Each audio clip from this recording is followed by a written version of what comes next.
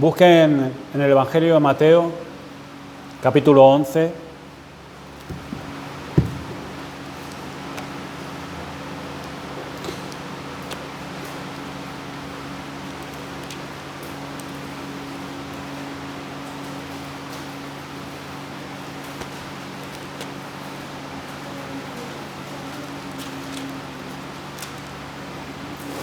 Pasaje que hace unas semanas prediqué, ese pasaje de venid a mí descansar, muy conocido, pero hoy lo voy a llevar por otro lado, si el Señor me ayuda. La Escritura es una palabra que el Señor dijo de sí mismo, está en el versículo 29, en la segunda parte del versículo 29, pero vamos a leer el versículo 29, la primera parte. Llevad mi yugo sobre vosotros y aprended de mí. Pero este es el versículo que quiero tratar, que soy manso y humilde de corazón. Soy manso y humilde de corazón. He titulado este mensaje, Jesucristo, el hombre perfecto a imagen de Dios. Jesús mismo hizo esta afirmación extraordinaria. Soy manso y humilde de corazón. Él no solo parecía ser humilde a los demás, sino que era genuinamente humilde, le era natural. El apóstol Pablo enfatiza esta realidad en Filipenses capítulo 2, versículo 8, cuando escribió, se humilló a sí mismo. Esta consideración de Pablo está en el contexto de una súplica que hace él, una súplica suya a los miembros de la iglesia filipense, de que ellos viviesen con humildad, estimando a cada uno a los demás como superiores a ellos mismos. La humildad, hermanos, es vital para la calidad de nuestra relación con Dios, con los demás miembros en la vida de la iglesia y de nuestro testimonio a otros. La antítesis de la humildad es el orgullo. Así que consideremos primeramente juntos el orgullo y sus consecuencias. El orgullo, ¿cómo podríamos definir el orgullo?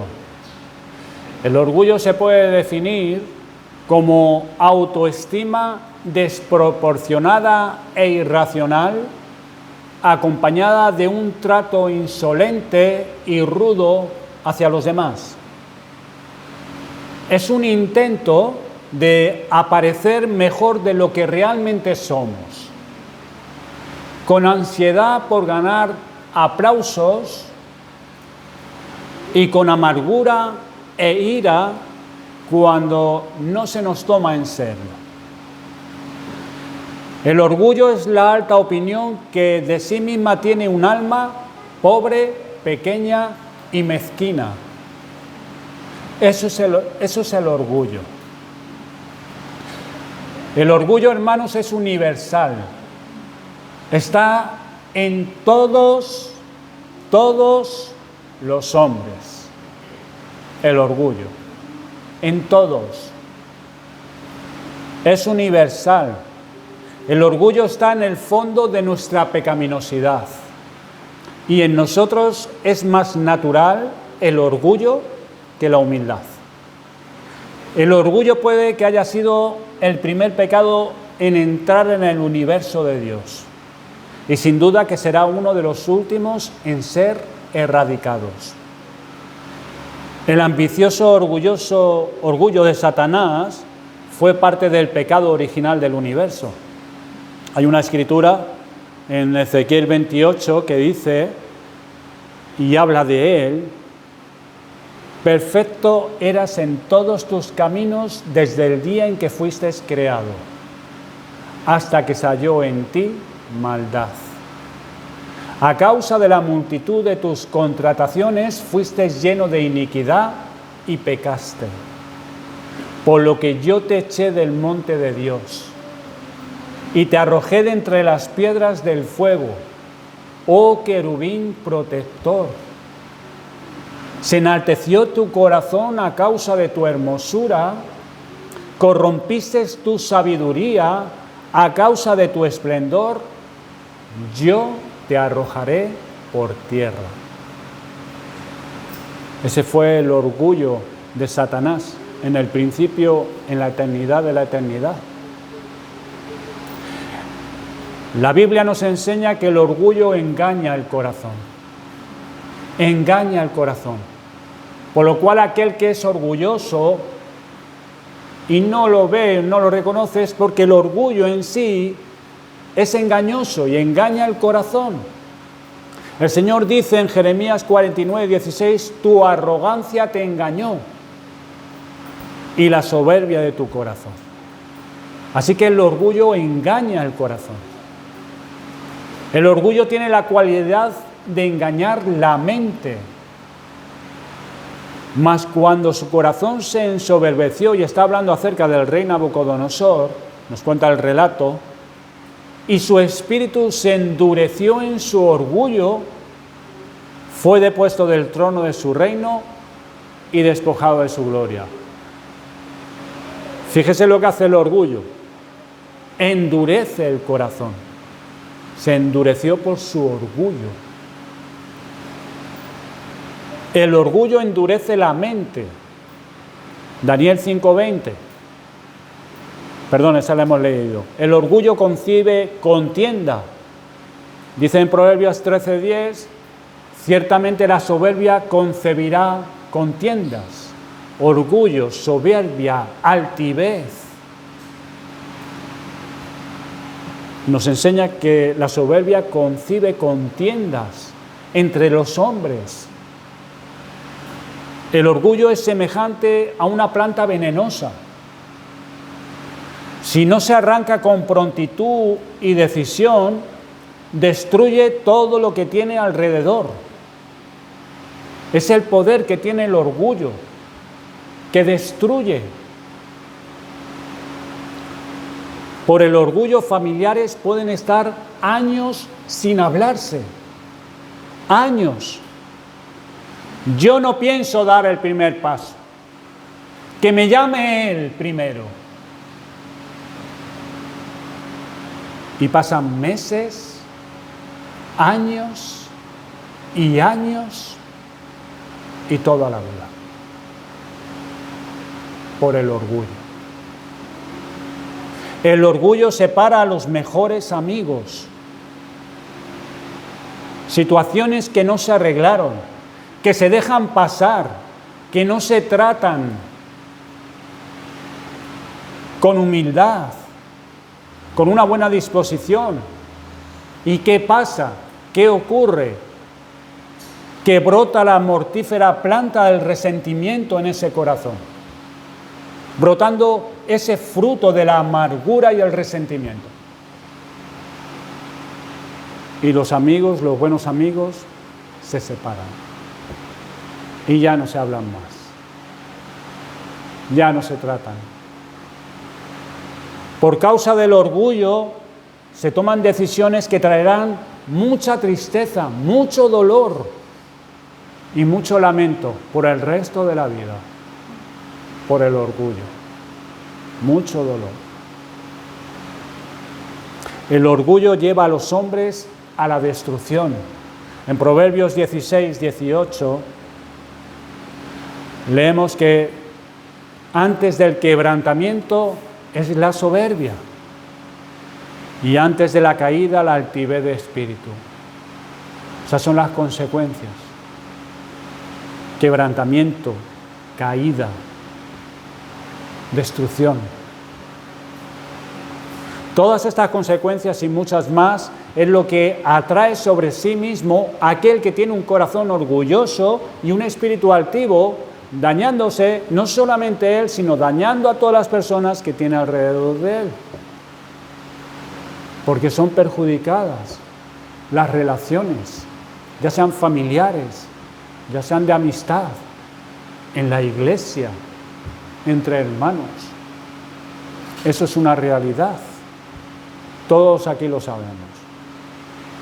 Tener tal corazón y tal espíritu, dice la Biblia, que es una abominación al Señor. Y el que tenga tal corazón, dice la Escritura, que no quedará impune. Proverbios 16:5. Abominaciones a Jehová todo altivo de corazón. El Señor lo abomina. Lo abomina. Ciertamente no quedará impune. En Proverbios 6, 16, 17 leemos que Dios aborrece 6 cosas, nos dice la Escritura, y aún 7 abomina su alma. Y entre ellas, dice la Escritura, que entre aquellas cosas que el Señor abomina y aborrece, una mirada orgullosa. Pero todas esas miradas orgullosas que pueda haber, ¿de dónde brota? Brota de un corazón orgulloso,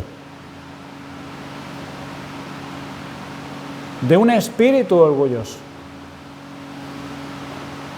Nuestras palabras, que a veces hablamos y hablamos así orgullosamente y tratamos con desprecio a otras personas, lo que está manifestando es nuestro orgullo.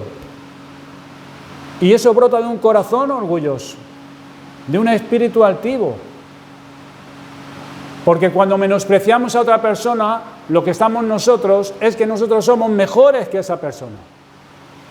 O cuando no aceptamos algo que la otra persona nos dice, que porque la consideramos y la menospreciamos, que esa persona no sabe ni me entiende, y que va a saber él, y por qué tengo yo que aceptar lo que él me está diciendo.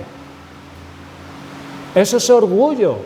Si realmente vamos a la raíz de nuestro corazón y examinamos esas cosas, nuestras palabras, nuestras respuestas y nuestros pensamientos, y la raíz, nos metemos dentro y lo examinamos diligentemente, lo que sale de ahí, y arañamos con nuestros dedos y arrancamos eso, vamos a ver que eso es putrefacto, que huele mal, es fango, y es el fango del orgullo que está dentro de nosotros, tan arraigado en nosotros, aunque hayamos recibido una nueva creación en nosotros de parte de Dios, porque el orgullo siempre va a estar en nosotros. Es el último pecado, el último mal de nuestra caída, de las consecuencias de nuestra caída, que está dentro de nosotros. Y es uno de los pecados que, como hemos dicho antes, es el casi o el último en el que va a ser erradicado. El orgullo del ser humano. Aquellos que poseen este espíritu tropezarán y caerán. Y así dijo Jehová por medio del profeta Jeremías. Y el soberbio tropezará y caerá y no tendrá quien lo levante. No tendrá quien lo levante.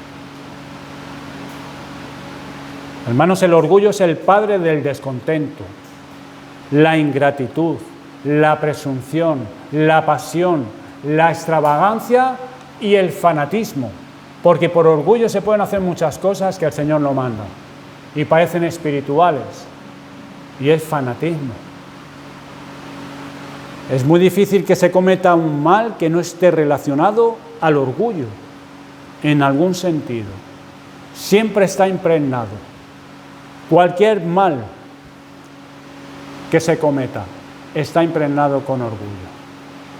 Siempre. Agustín de Hipona y Tomás de Aquino afirmaron que el orgullo era la misma esencia del pecado.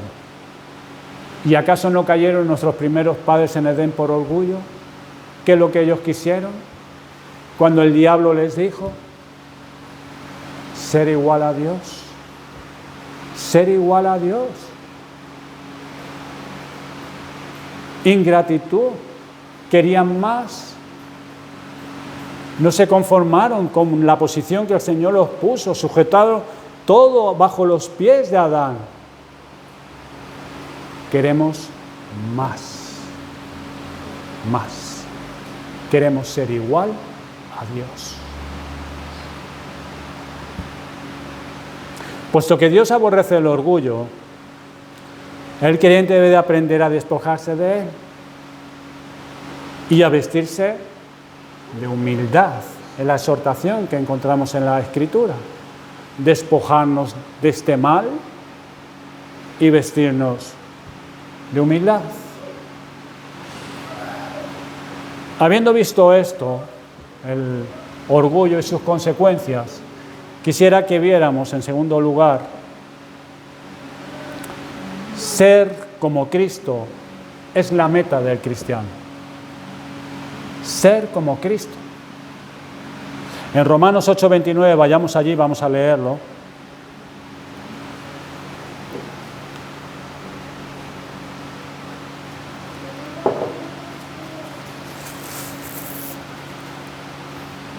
Dice la Escritura, Romanos 8:29, porque a los que antes conoció, también los predestinó para que fuesen hechos conforme a la imagen de su Hijo, para que Él sea el primogénito entre muchos hermanos. Los predestinó para que fuesen hechos conforme a la imagen de su Hijo. Uno de los principales objetivos de Dios es hacernos más como su amado Hijo. La Escritura declara que el creyente viendo la gloria de Cristo es transformado a la imagen de Él por el poder del Espíritu Santo. Y el apóstol Pablo, estando en cadenas, dijo: sed imitadores de Cristo. El ejemplo de Jesús, hombre, es un modelo para todos los creyentes, de todas las épocas y situaciones. La meta de ser como Cristo permanece, hermanos. Todo lo demás se nos puede ser quitado. El ministerio, los dones, las capacidades. Aquellos hombres que están en ministerio, llegará un día en que dejarán de predicar, ya no predicarán más. Quizás escriban algunos libros, literatura, pero les será quitado el ministerio. Pero hermanos, este proceso de ser como Cristo es continuo hasta que seamos trasladados a la gloria. Esto es algo que todo creyente tiene que hacer. Se nos puede quitar todo lo demás. Yo puedo dejar de predicar y ya no predicar más. El próximo domingo ya no predico más. No pasa nada. No me pasaría nada. ¿Saben por qué? Porque mi meta es ser como Cristo. Y hay una obra tan grande que tengo que hacer. Hay una obra tan grande que cada uno de ustedes tienen que hacer. Cada día, ser como Cristo. Por eso cuando dicen los creyentes, es que no encuentro mi lugar en la iglesia, es que estoy aburrido, es que no sé qué hacer, no sé cuál es la voluntad del Señor. Ser como Cristo. Conformar tu carácter al carácter de Cristo. ¿Te parece poco eso? Donde vas a tener que necesitar toda la gracia y el poder de Dios para mortificar tu pecado, para controlar tus deseos y pasiones, para moldar tu voluntad a la voluntad de Dios revelada en las Escrituras. Ser como Cristo. Y hay cristianos que se aburren. ¿Y esto es la vida cristiana? Venir a la iglesia, cantar unos himnos, luego en mi casa, al trabajo, vengo, leo, a veces no me entero de nada ni de lo que estoy leyendo. Ser como Cristo. ¿Quieres ser como Cristo? ¿Tú quieres ser como Cristo? Si eres cristiano, a eso te llamó Dios. A que seas como Él, como su Hijo. ¿O no quieres ser como Cristo? ¿Quieres vivir tu vida? ¿Ser cristiano? Hay una gran obra que debe ser hecha en nosotros. Para eso nos llamó Dios el Padre y nos amó en la eternidad, escogiéndonos, predestinándonos para que seamos hijos suyos, para que fuésemos, hijos suyos, para ser hechos a la imagen de Cristo. Porque el Hijo es lo que más ama el Padre. en la persona, en el ser que más se deleita a Dios el Padre, es en su Hijo Jesucristo. Y nos lo ha dado a nosotros. Hermanos, este proceso de ser conformados a la imagen de Cristo es continuo, toda nuestra vida aquí en la tierra, hasta que el Señor nos llame a su presencia, o Cristo venga en todo su esplendor y gloria, rodeado de sus ángeles, a tomar lo que es suyo de aquí del mundo y se siente en su trono a juzgar a todas las naciones, a todos los hombres. El Señor dijo: aprended de mí, que soy manso y humilde de corazón. Quisiera dejar un detalle claro en esto Dios no es humilde, porque eso implicaría alguna imperfección en Él. La humildad no se encuentra en la lista de los atributos de Dios. Dios no es humilde. Cuando hablamos acerca de la humildad de Cristo, cuando hablamos acerca de la humillación del Hijo de Dios, nos referimos siempre a su estado encarnado y a su naturaleza humana como hombre. Pero Dios no necesita ser humilde, si no habría imperfección en Él. Nos referimos a la naturaleza humana de Cristo. Posiblemente la mejor manera de considerar la humildad de Jesús es observar cómo Él hizo frente a las pruebas, siendo hombre, estando en este mundo rodeado de hombres,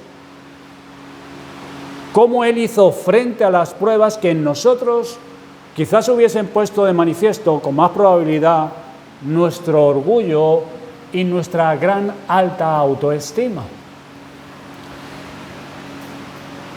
Es necesario que tengamos una apreciación tanto de su grandeza como de su bondad,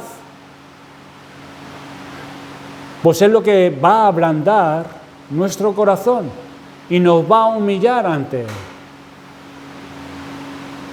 Consideremos la prueba de su grandeza conocida, el conocimiento que tenía el Señor Jesucristo acerca de sí mismo como hombre. Cuando algunas personas están muy bien instruidas, son muy inteligentes, son eminencias en conocimiento, hay gente que ha estudiado mucho, que tiene una capacidad y saben varios idiomas, y la tentación al orgullo es muy fuerte en estas personas y pocos superan la prueba. Pero Jesús pudo decir de sí mismo: he aquí más que Jonás en este lugar, he aquí más que Salomón en este lugar. Jesús lo pudo decir. Otras dos afirmaciones nos muestran la conciencia que tenía Jesús de que su grandeza excedía con mucho a las alturas a las cuales otro pudiera aspirar, que solo los dementes han atrevido a aspirar como hombres. El Señor Jesucristo dijo: yo soy de arriba y ustedes son de abajo. El Señor Jesucristo dijo: nadie conoce al Hijo sino el Padre, ni al Padre conoce a alguno sino el Hijo. Yo. Si estas palabras, estas declaraciones hubieran salido de alguno de nuestras bocas, primeramente hubieras hecho un efecto en los demás como: bueno, ¿y este quién se cree que es? O nosotros mismos. Yo soy de arriba, tú eres de abajo. Me hubieras dicho: bueno, pues vale, eso lo vamos a discutir luego afuera, a ver, porque no te he entendido. Pero el Señor Jesucristo sí lo pudo decir acerca de sí mismo. Esta era una grandeza infinitamente superior a cualquier cosa en la experiencia humana normal, y con todo, casi con el mismo aliento, Jesús dijo ser humilde de corazón. Humilde de corazón. Diciendo estas declaraciones: yo soy humilde de corazón. En cambio, hermanos, con qué rapidez reivindicamos nuestra dignidad y demandamos respeto y la atención de otros si tenemos alguna posición de importancia. Nos deben un respeto, porque estoy en tal posición.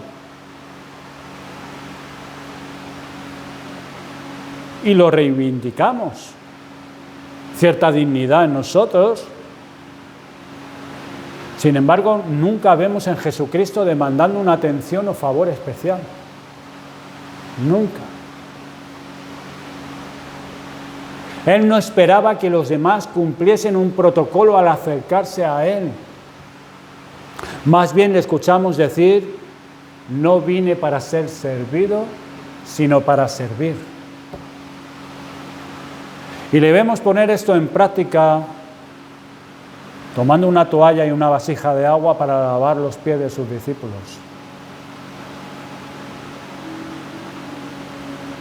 Jesús estuvo dispuesto a ser uno entre otros que esperaban ser bautizados. Multitudes venían a Juan para ser bautizados en el Jordán. Matthew Henry sugiere que Jesús se puso al final de la cola y esperó su tiempo.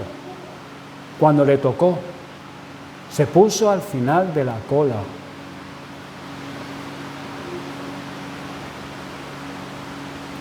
¡Qué humildad la de Jesús, hombre! Nuestro Señor.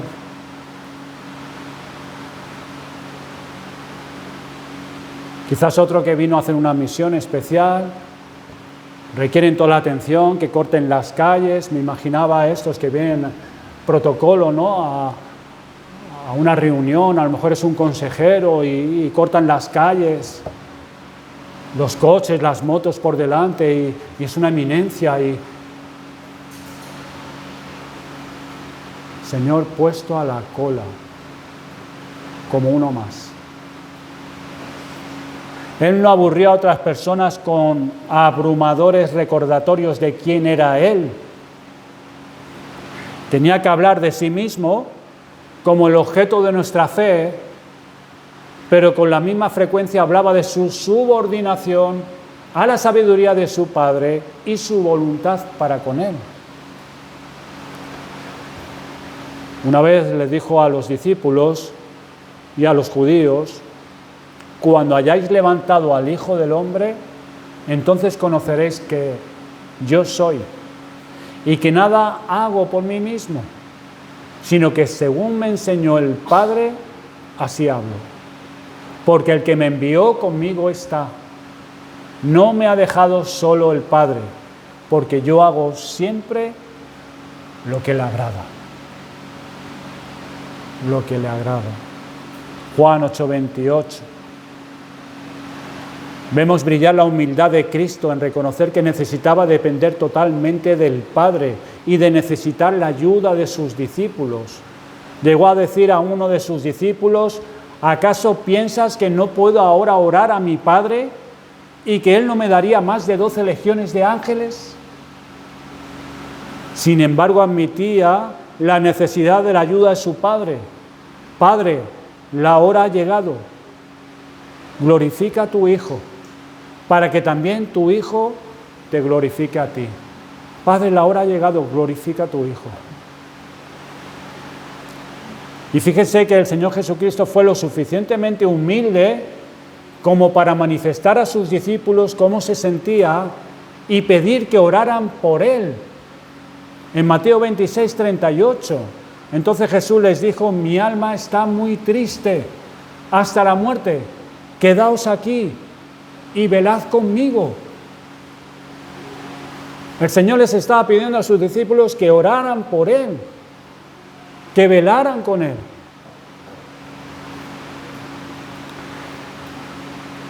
Hermanos, la humildad está dispuesta a recibir ayuda de otros. En cambio, el orgullo rehúsa la ayuda.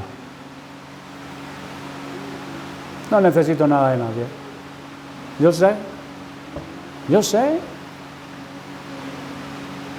sé cómo llevar el tema. Pero no lo vemos en nuestro Señor Jesucristo, siendo quien era Él. humilde. Pedro, ¿no has podido velar una hora? Necesitaba la ayuda de sus discípulos y la ayuda del Padre, dependencia total al Padre. Hemos definido el orgullo y sus consecuencias y a Cristo como modelo perfecto en su humildad como hombre. ¿Cómo definiríamos la humildad? Hemos definido el orgullo, pero ¿qué es la humildad? ¿Cómo la podríamos definir? Podemos definir la humildad como un hábito de mente y corazón que refleja nuestra vileza e indignidad ante Dios. La humildad incluye nuestra falta de méritos ante sus ojos y una actitud personal que corresponde a nuestro demérito. Somos conscientes de que no hay méritos y de nuestra bajeza, de nuestra indignidad. La humildad a la que somos llamados consiste principalmente de un sentido de la distancia infinita entre Dios y nosotros. Me enfoco primeramente en la humildad de nosotros con Dios, porque eso es lo principal. Si no hay humildad con Dios, no va a haber humildad con tu prójimo. La humildad, lo repito, a la que somos llamados consiste principalmente de un sentido de la gran distancia infinita entre Dios y nosotros. En las palabras de Jonathan Edwards, dice: podemos humillarnos a nosotros mismos ante nuestros semejantes y aún así permanecer orgullosos ante Dios. Hay hombres que se humillan ante los hombres y aparecen como humildes, pero en su corazón son orgullosos ante Dios, contra Dios. Hay muchos cuya humildad es falsa. Algunos tienen una humildad fingida. Algunos son quietos y dóciles por naturaleza, porque su carácter es así, porque son tranquilitos y aparentan como humildad, pero no, es algo natural en ellos. Son así, son dóciles de siempre. Pero esta no es la humildad de la que estamos hablando aquí. Otros son inclinados a despreciarse a sí mismos. Pero eso tampoco es humildad. Eso es tener una baja estima, quizá por las circunstancias que esa persona ha vivido a lo largo de su vida. Y es propensa a desestimarse, a despreciarse a sí mismo. Son dados a ellos, pero eso no es humildad. Otros son humillados momentáneamente bajo la convicción de algún pecado o solamente cuando están afligidos. Pero eso tampoco es la humildad verdadera de la que estamos considerando en esta mañana.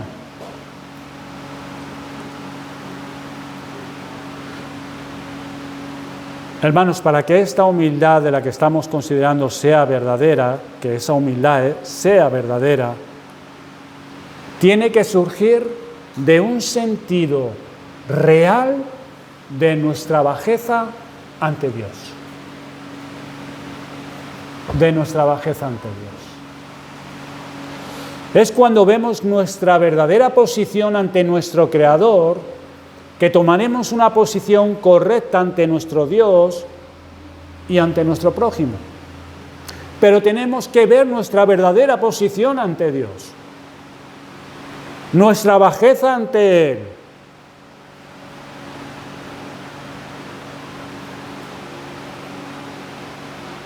Para poder ser humildes necesitamos un conocimiento verdadero de la distancia moral entre Dios y nosotros. Pues es lo que produce convicción en nuestra conciencia delante de Él. Para que nosotros podamos ver nuestra bajeza tenemos que ver la grandeza de Dios, su majestad, su altura, su grandeza moral, a través de la ley, nos revela el carácter de Dios. Y eso produce en nosotros convicción en nuestra conciencia delante de Él. ¿Quién es Dios? ¿Quién soy yo? Pues por la caída somos criaturas viles ante Dios, pecaminosas y manchadas, pues el pecado ha afectado todas las partes de nuestra alma y nuestra mente. Dios es alto y santo, nosotros bajos y viles. Hay una gran distancia, hermanos y amigos, no solo natural, también moral, entre Dios y nosotros.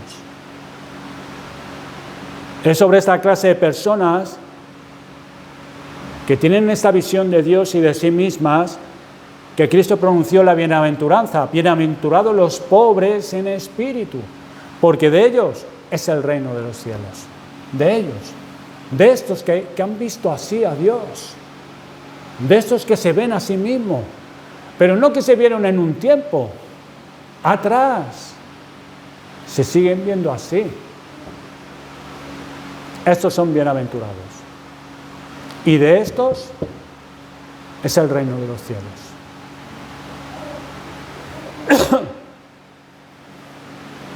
¿Te has visto tú así? ¿Has contemplado a Dios de esta manera? ¿Has podido tener esta visión de la grandeza de Dios? De su carácter moral, y te ha llevado a verte tú ante Dios, comparándote con Dios. No te digo que te compares con ningún hombre, no te compares con Hitler, ni te compares con ningún otro hombre muy pecador, con Dios.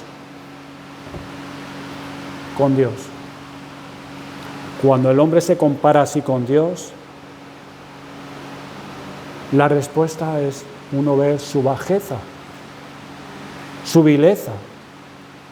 ¿Te has visto así alguna vez? ¿Has podido ver así a Dios?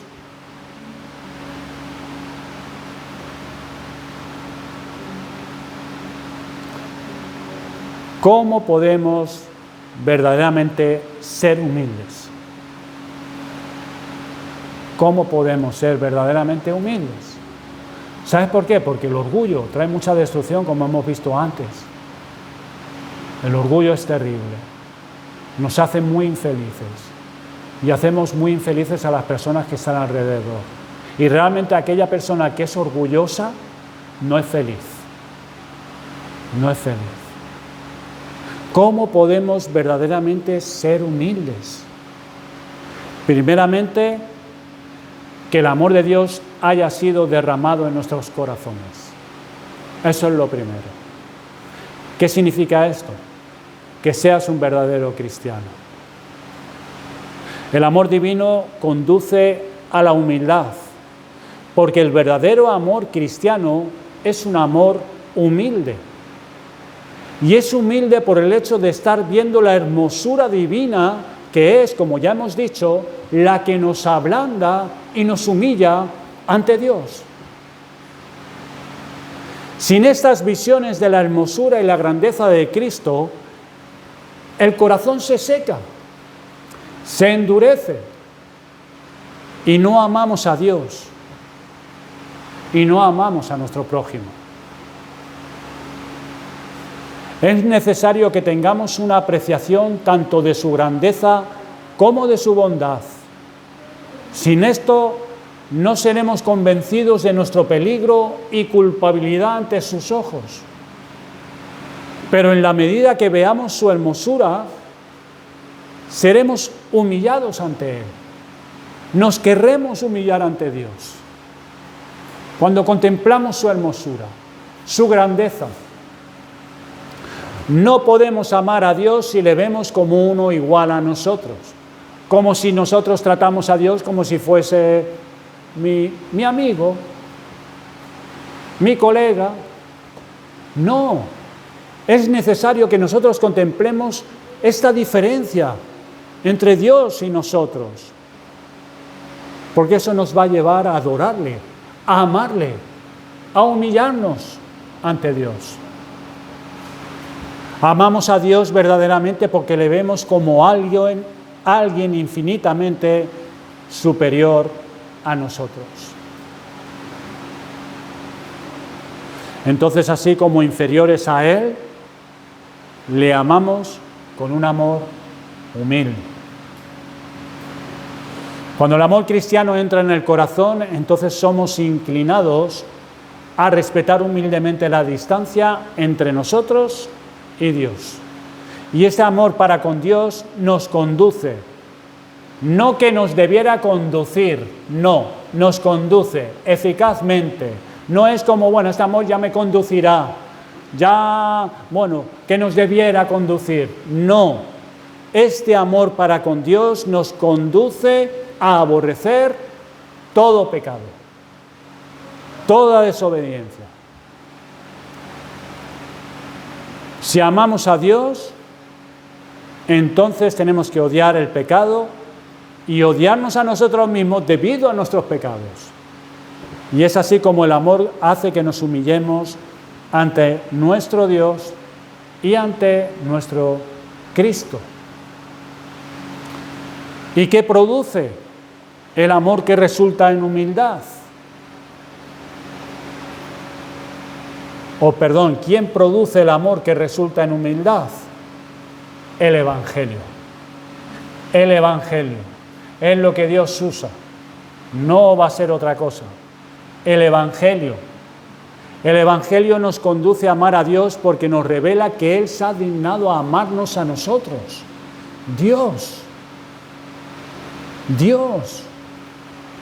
Dios se ha dignado hasta el extremo de enviar a su Hijo a morir por nuestros pecados, para perdonarnos y darnos el honor de gozar de Él para siempre.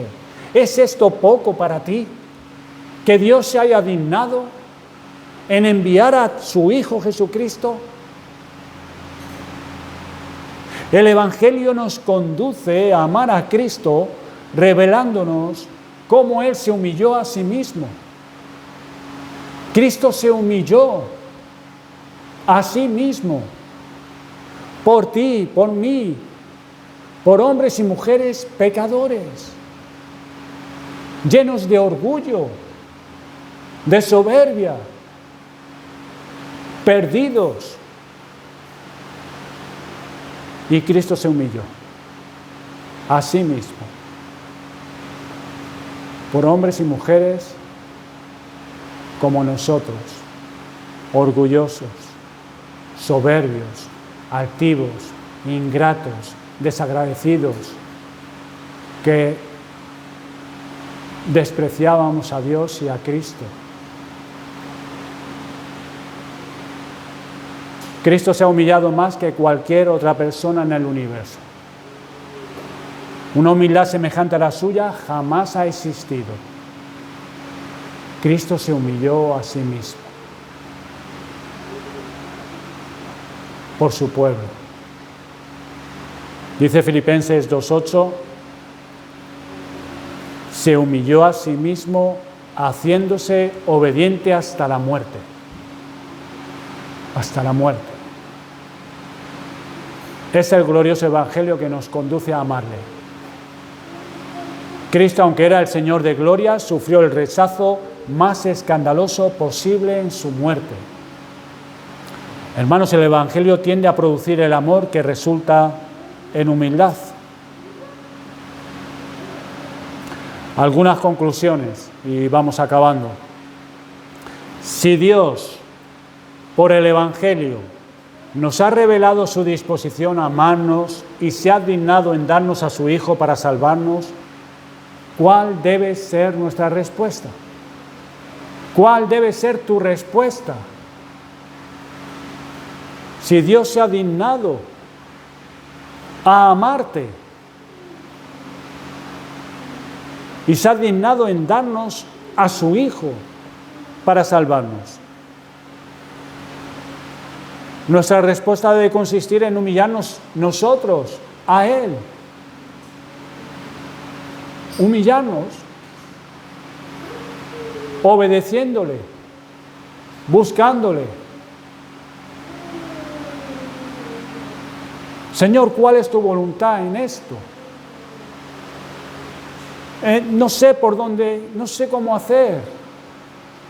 Señor, ¿cuál es tu voluntad? Voy a leer, voy a buscar los principios bíblicos en la palabra que me muestran cómo debo de conducirme. Hablaré con hermanos sabios que me puedan ayudar.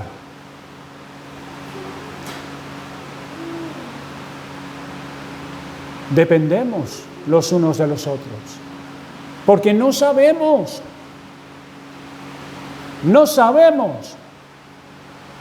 Creemos que sí, y en algunas ocasiones, por la gracia del Señor, nos inclina y tomamos buenas decisiones, pero hay otras que no sabemos. Y debemos humillarnos ante Dios. Señor, no sé, mi corazón quiere esto, pero yo no estoy seguro. Yo creo que es más mi corazón y mis sentimientos y salirme con la mía. Pero ¿qué dice tu palabra? Y buscar consejo, buscar la ayuda y orar y esperar. La palabra de Dios está, no sé cuántas, si las contáramos, lo de espera en Dios, espera pacientemente, no sé cuántas, tiene que haber decenas y decenas. Porque eso es lo normal en el creyente, esperar.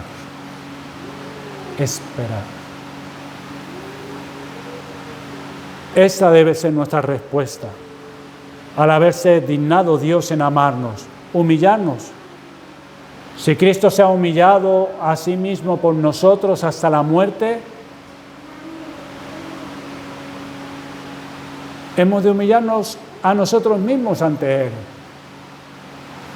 Él es la cabeza de la iglesia, Él es el Señor, Él compró su iglesia con su sangre. Hay tantos engaños hoy en día en la cristiandad. Saben, bueno, a lo mejor lo han escuchado, saben que hay algunos que dicen que el Señor Jesucristo es su Salvador, pero no su Señor. ¿Lo han escuchado?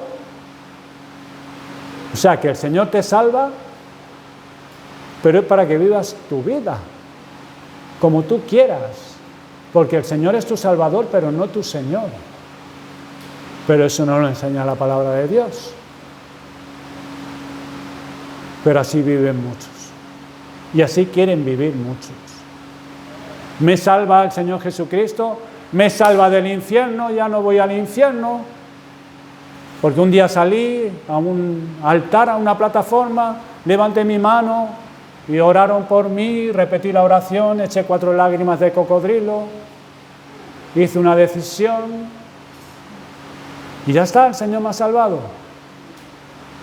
Pero sigo viviendo a mi manera, tomando mis decisiones, siendo rebelde al Señor, saltándome los principios de la Biblia, no estimando su palabra, intentando, si pudiera ser posible, cogía un Tipex y empezaba a borrar ahí cosas que no me interesan.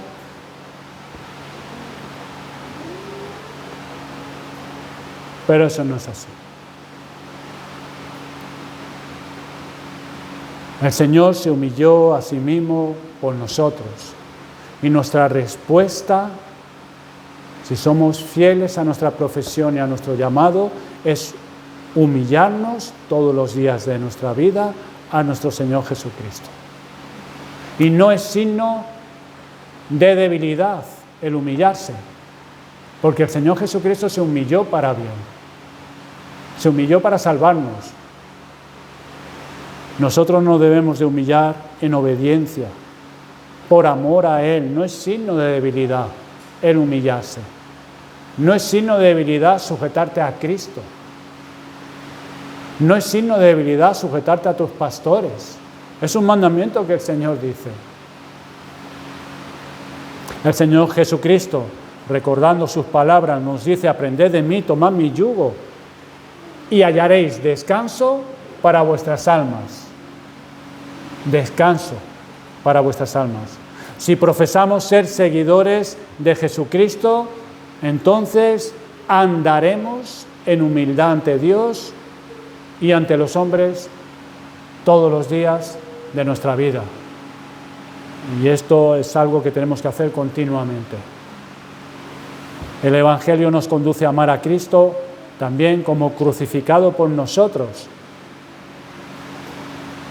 Hermanos, es solo cuando tenemos una clara certeza y convicción que Él murió crucificado personalmente por nuestros pecados, que seremos impulsados a odiar nuestros pecados y amarle a Él con un amor supremo en obediencia.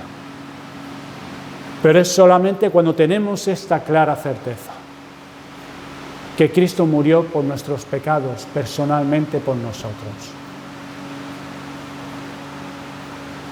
¿Qué más nos podría impulsar hacia la humildad más profunda que la certeza, hermanos, que nuestros pecados fueron perdonados, nuestros pecados personales, que Cristo murió por ti, personalmente por ti, por tus pecados, aquellos que le infligieron tanto dolor?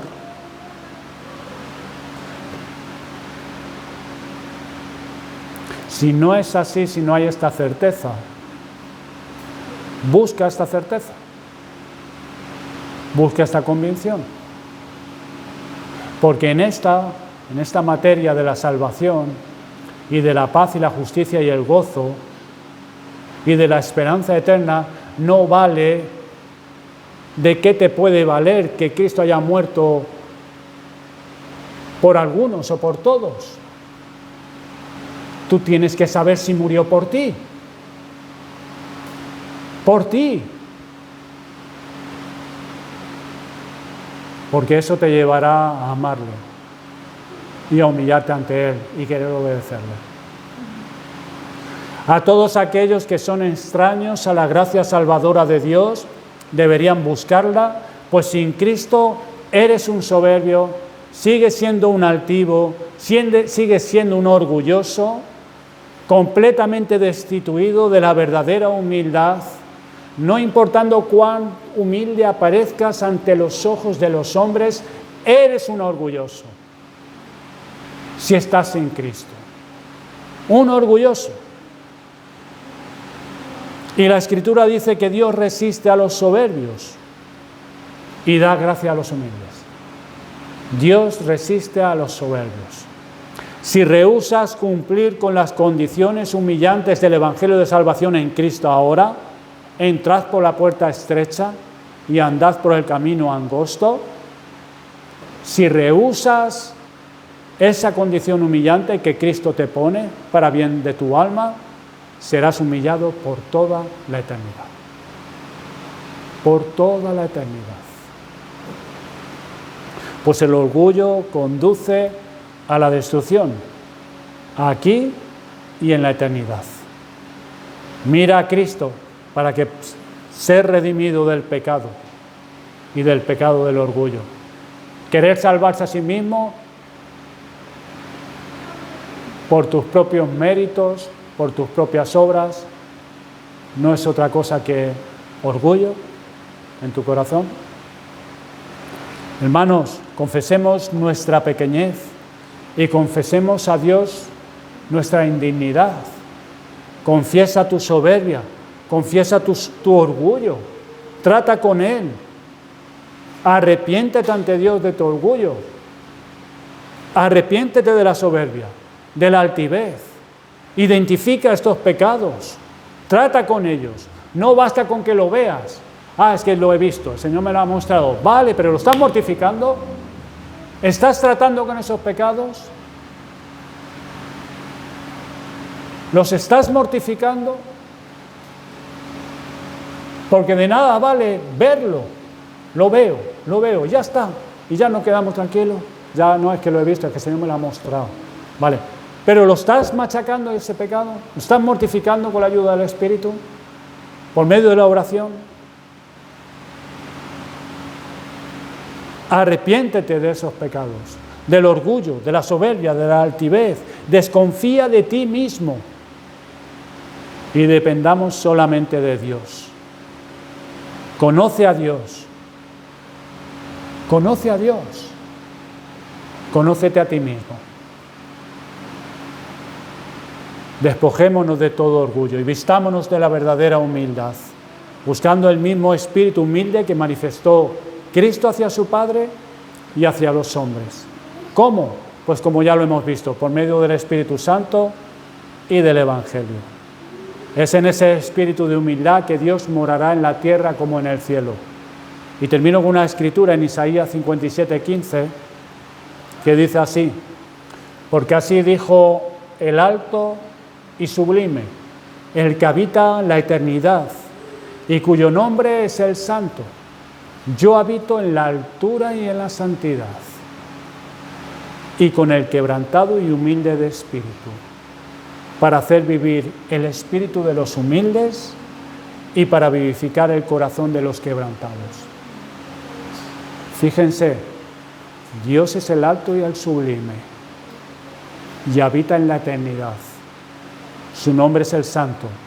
Habita en la altura y la santidad. Hay una gran distancia entre Dios y nosotros, pero fíjese su condescendencia con nosotros. Yo habito ahí, pero también habito con el quebrantado y con el humilde de corazón. Qué bueno es Dios. Qué bueno es Dios. Qué condescendencia para hacer vivir el espíritu de los humildes y para vivificar el corazón de los quebrantados. Amor, el amor de Dios, la fe, todo lo que el amor de Dios hace en nosotros, eso viene de arriba y tiene que ser mantenido desde arriba. Pero nosotros también tenemos nuestra parte. No es solamente todo Dios, nosotros la nuestra también, como hemos considerado en esta mañana. Vamos a orar, hermanos.